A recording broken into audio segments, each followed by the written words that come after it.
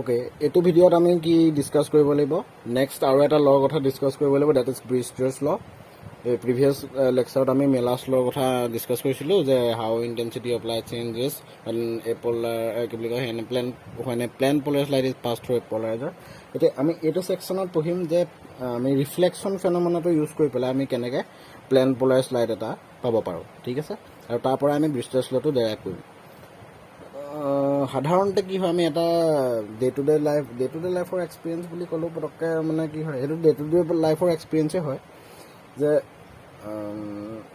আমি কি হয় যিকোনো ধৰণৰ চাইনিং চাৰ্ফেচ বুলি ক'লে ছাপ'জ যিকোনো ট্ৰান্সপাৰেণ্ট মেটেৰিয়েল, যেনিবা ট্ৰান্সপাৰেণ্ট মেটেৰিয়েলৰ চাইনিং চাৰ্ফেচ, গ্ৰিজি চাৰ্ফেচ এখন যদি হয়, ঠিক আছে। চ' তেনেকুৱা চাৰ্ফেচৰ পৰা খুব চাইনিং চাৰ্ফেচ ইমাজিন কৰি ল'ব পাৰা। চাইনিং চাৰ্ফেচ এখন যেনেকৈ গাড়ীৰ আগফালৰ যোনটো, ঠিক আছে, বা তুমি ইমাজিন কৰা যিকোনো ষ্টিল টাইপৰ মেটেৰিয়েল যোনবিলাকৰ পৰা লাইটবিলাক চাইন হৈ পেলাই, লাইট পৰি পেলাই চাইন হৈ ওলাই আহে, মানে চাইনিং কৰে য'ত লাইট পৰি পেলাই। চ' যেতিয়া তেনেকুৱা ধৰণৰ অবজেক্টবিলাকৰ পৰা লাইটটো যেতিয়া ৰিফ্লেক্ট হৈ পেলাই আহে, সেই লাইটবিলাক সাধাৰণতে পাৰ্চিয়েলি পলাৰাইজ লাইট বুলি কোৱা হয়। যিকোনো চাইনিং চাৰ্ফেচ এখনৰ পৰা যেতিয়া লাইট এটা ৰিফ্লেক্ট হৈ পেলাই আহে, চ' তাত সাধাৰণতে আমি কি সেই যোনখিনি লাইট হ'ব কমপ্লিটলি পলাৰাইজ লাইট নহয়, সেইখিনি কমপ্লিটলি পলাৰাইজ লাইট নহয় বা কমপ্লিটলি আনপলাৰাইজ লাইটো নহয়, দে আৰ পাৰ্চিয়েলি পলাৰাইজ। ত' পাৰ্চিয়েলি পলাৰাইজ মানে মিনিংটো কি, তাত কিছুমান আনপলাৰাইজ লাইটো থাকিব, কিছুমান পলাৰাইজ লাইটো থাকিব, ঠিক আছে। তাৰমানে আমি ইলেক্ট্ৰিক ফিল্ডৰ তোমাৰ পাৰপেণ্ডিকুলাৰ ভাইব্ৰেশ্যনো পাম, পেৰেলেল ভাইব্ৰেশ্যনো পাম।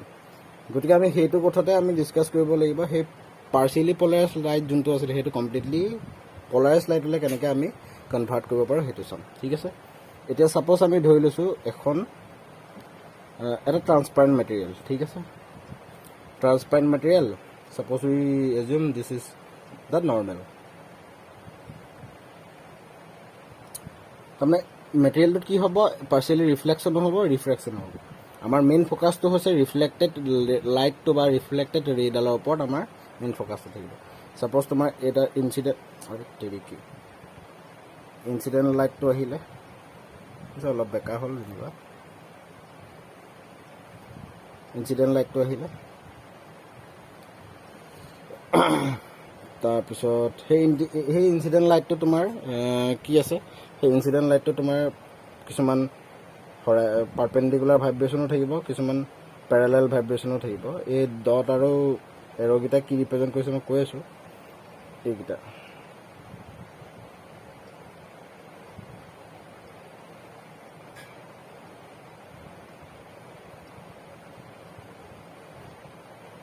দিছ ইজ কমপ্লিটলি আনপলাৰাইজড লাইট, ঠিক আছে, unpolarized light, this is unpolarized light. এতিয়া এই যোনবিলাক এৰ'বিলাক, this arrow' represents the vibration along this direction, মানে on the plane of the paper, ঠিক আছে। এজিউম কৰা যে on the plane of the paper এই এৰ'বিলাকে ৰিপ্ৰেজেণ্ট কৰিছে, আৰু ডটেডবিলাকে পাৰপেণ্ডিকুলাৰলি ডাউনৱাৰ্ড, মানে ডাউনৱাৰ্ড বুলি নহয়, পাৰপেণ্ডিকুলাৰ টু দ্য পেপাৰ, তাৰমানে এনেকুৱা ভাইব্ৰেশ্যনবিলাক। এৰ'বিলাকে এনেকুৱা ভাইব্ৰেশ্যন বুজাই আছে, আৰু ডটেডবিলাকে পাৰপেণ্ডিকুলাৰ এনেকুৱা ভাইব্ৰেশ্যন বুজাই আছে। তেতিয়া ৰিফ্লেকশ্যন হ'ব, one part will be reflected. এই ৰিফ্লেক্টেড যোনটো আমি ৰে পাম, এই ৰিফ্লেক্টেড যোনডাল ৰে পাম, সেই ৰে'ডালত কিছুমান তুমি পলাৰাইজ লাইটো পাবা, মই এইখিনি পলাৰাইজ লাইট বুলি ধৰি লৈছোঁ। কিছুমান আনপলাৰাইজ লাইটো পাবা, কিছুমান এনেকুৱা আনপলাৰাইজ লাইটো পাবা। সেইকাৰণে ইহঁতক এই ৰিফ্লেক্টেড ৰে'বিলাকক ক'ব পাৰ্চিয়েলি পলাৰাইজ লাইট। ৱেন এইখন চাইনিং চাৰ্ফেচ ধৰি লোৱা, এই চাৰ্ফেচখনত মানে কি ট্ৰান্সপাৰেণ্ট মেটেৰিয়েল, চিম্পল। সেই ট্ৰান্সপাৰেণ্ট মেটেৰিয়েল এখনত আমাৰ কি হ'ব, পাৰ্চিয়েলি ৰিফ্লেকশ্যনো হ'ব, ৰিফ্ৰেকশ্যনো হ'ব, ঠিক আছে। যেনেকৈ আমাৰ গ্লাছ চাৰ্ফেচ এখন, গ্লাছ চাৰ্ফেচখনত কি হয়, পাৰ্চিয়েলি ৰিফ্লেকশ্যনো হয় বা ৰিফ্ৰেকশ্যনো হয়, অ'কে। চ' আমাৰ কি হয়, কিছুমান তুমি আনপলাৰাইজ লাইটো পাবা, কিছুমান এনেকুৱা ধৰণৰ পলাৰাইজ লাইটো পাবা, আৰু ৰিফ্ৰেক্টেড ৰে'ডাল কমপ্লিটলি আনপলাৰাইজডে হ'ব। আমাৰ ইয়াত ৰিফ্ৰেকশ্যনৰ ওপৰত আমি বিশেষকৈ ডিছকাছ নকৰোঁ, কাৰণ আমাৰ মেইন ফেন'মেনাটো হৈছে polarization by reflection, not refraction. এটা বেলেগ ফৰ্মুলা আছে, বেলেগ প্ৰচেছ আছে। আমি যদি বাই ৰিফ্ৰেকশ্যন যদি ডিছকাছ কৰিবলৈ যাওঁ, তেতিয়া বাইফ্ৰিঞ্জেন্স বুলি এটা ফেনমেনা আছে বাইফ্ৰিঞ্জেন্স বা ডাবল ৰিফ্ৰেকশ্যন বুলি এটা ফেনমেনা আছে সেইটো বিষয়ে আমি নেক্সট আলোচনা কৰিম ফাৰ্ষ্ট আমি এইটো চাওঁ এইটো চ' দিছ ইজ ইনচিডেণ্ট ৰে আনপলাৰাইজ ইনচিডেণ্ট ৰে ঠিক আছে এইটো পাৰ্চিয়েলি polarized reflected ray ঠিক আছে এইটো unpolarized refracted ray okay unpolarized refracted ray okay এতিয়া আমি কি কৰিব পাৰো যে এই যোনটো পাৰ্চিয়েলি polarized আমি reflected ray পালো এইটো কমপ্লিটলি প্লেন polarized আমি কৰিব পাৰিম নে নহয় পাৰিম সেইটো ডিপেন্ড কৰিব এই ইনসিডেন্ট ৰে ডালে নৰ্মেল লগত কৰা এংগল তাৰ মানে সিম্পল আমাৰ এংগল অফ ইনসিডেন্সৰ ওপৰত নিৰ্ভৰ কৰিব ঠিক আছে তাৰ মানে to convert this partially polarized reflected light to convert this partially polarized reflected light into completely plane polarized reflected light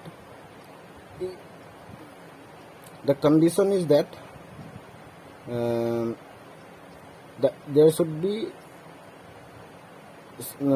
the angle between incident ray reflected ray and refracted ray should be 90 degree eto hoise Brewster's law ami discuss korim baro so basically ki hoy partially polarized to jonto amar reflected ray he partially polarized reflected ray to ami completely plane polarized reflected ray le convert koribo parim ne norim hetu karone amar main kam to hoise a angle of incidence to jodi angle of incidence or value ami change kori thaku তেতিয়া কি এটা particular angle of ইনসিডেন্সৰ এটা value পাম যোনটো ভ্যালুৰ কাৰণে যোনটো আমাৰ partially polarized reflected ৰে আছিলে ন সেই পাৰ্চিয়েলি পলাৰাইজড ৰিফ্লেক্টেড ৰেটো কমপ্লিটলি প্লেন পলাৰাইজড ৰেলে কনভাৰ্ট হৈ যাব বাকি আমাৰ ইয়াৰ কাম নাই ৰিফ্লেক্টেড ৰে ওপৰত আমাৰ কোনো ধৰণৰ ফোকাস নাই ঠিক আছে সো এটো মই নৰমালি আই ধৰি লৈছো এটো এংগল অফ ৰিফ্ৰেকশন আৰ আৰু according to laws of refraction angle of incidence equal to angle of reflection so he karone I equal to I likhisu ঠিক আছে এতিয়া আমাৰ মেইন কামটো হৈছে কি আমি সেকেন্ড ফিগাৰ এটা চাম এতিয়া সেকেন্ড ফিগাৰ এটা চাম this is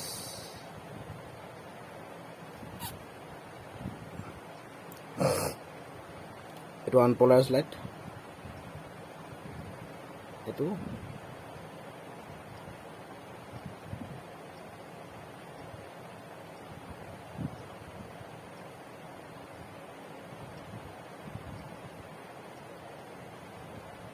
ঠিক আছে এটো unpolarized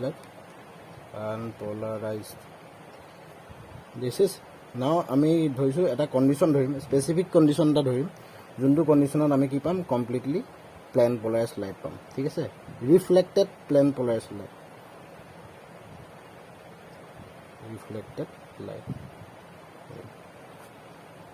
incident বাকি তো আৰ ৰিফ্লেক্টেডৰ লগত আমাৰ কোনো ধৰণৰ হেৰি নাই ঠিক আছে তখন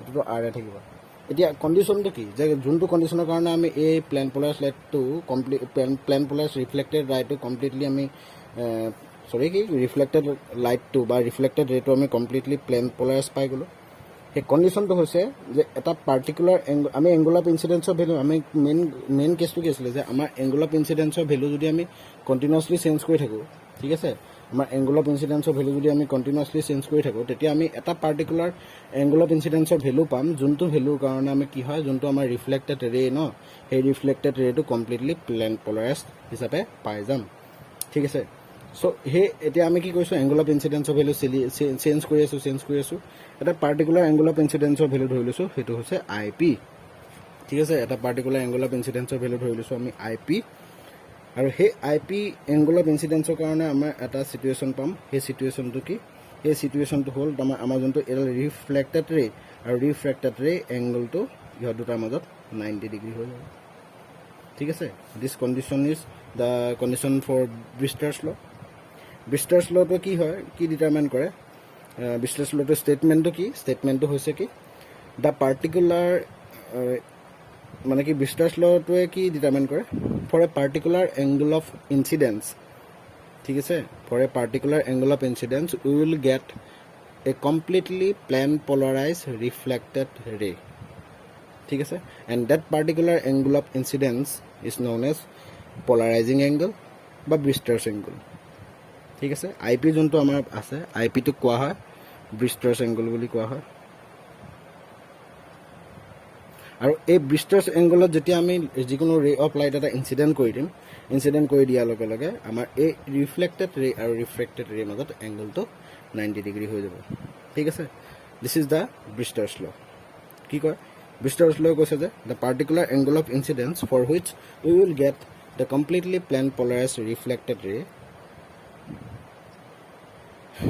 the phenomena is known as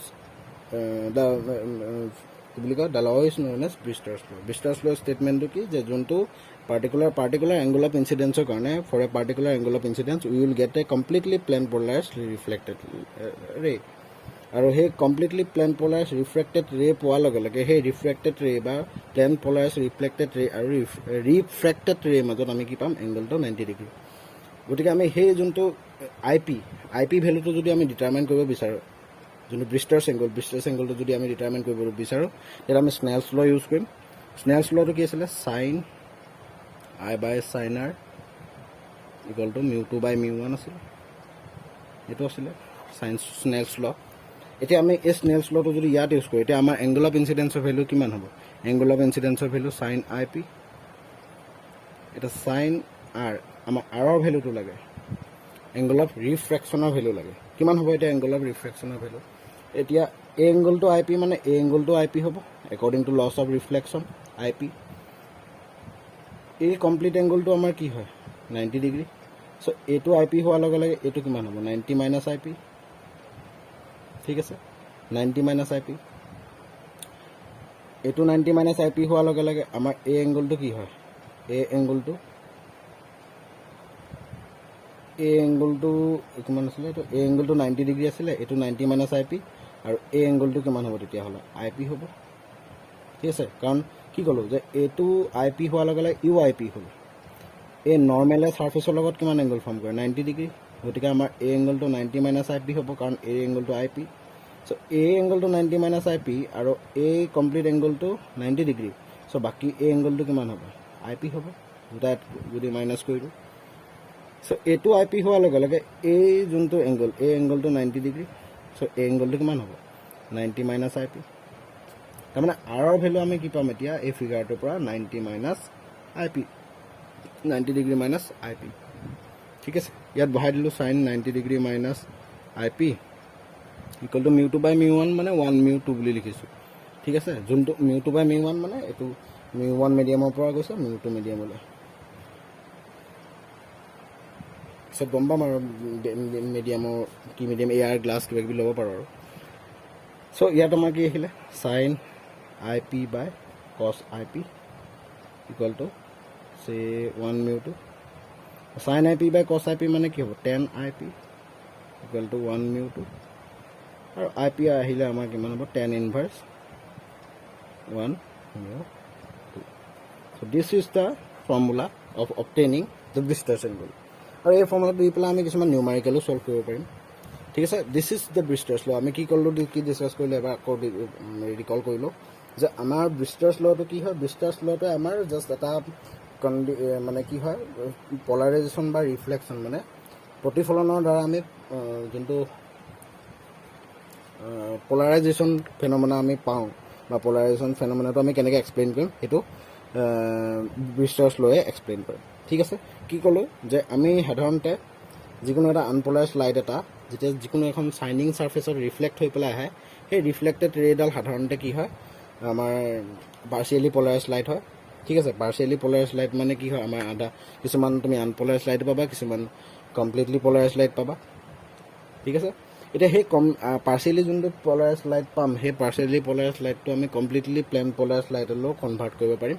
কেনেকৈ কনভাৰ্ট কৰিব পাৰিম? বাই চেঞ্জিং দ্য এংগল অফ ইনচিডেন্স। তাৰমানে আমাৰ বেচিকেলি যোনটো পাৰ্শিয়ালি পলাৰাইজড লাইট ৰিফ্লেক্টেড লাইট পাইছিলোঁ সেইটো কমপ্লিটলি প্লেন পলাৰাইজড লাইটলৈ কনভাৰ্ট কৰা আমাৰ মেইন পইণ্টটো হৈছে বাই চেঞ্জিং দ্য এংগল অফ ইনচিডেন্স। গতিকে আমি এংগল অফ ইনচিডেন্সৰ ভেলু চেঞ্জ কৰি এটা পাৰ্টিকুলাৰ এংগল অফ ইনচিডেন্সৰ ভেলু পাই যাম IP, যাক কোৱা হয় Brewster's এংগল বা পলাৰাইজিং এংগল। সেই এংগুলৰ কাৰণে আমাৰ কি পাম যোনটো আমাৰ প্লেন কি বুলি কয় ৰিফ্লেক্টেড ৰে বা reflected light that will be completely plane polarized আৰু তাৰ পৰা আমি কি পাওঁ এই স্নেলছ ল ইউজ কৰি পেলাই আমি আই পি যোনটো 10⁻1 মিউটো দেট ইজ দ্য ব্ৰিষ্টাৰ্ছ এংগল ঠিক আছে ইয়াৰ পৰা আমাৰ আই পি ভেলু কেলকুলেট কৰিব পাৰিম উইল গেট চাম প্ৰব্লেমছ নিউমাৰিকেলছ এছ'চিয়েটেড উইথ দিছ ব্ৰিষ্টাৰ্ছ ল সেইকেইটা আমি কৰিব লাগিব নেক্সট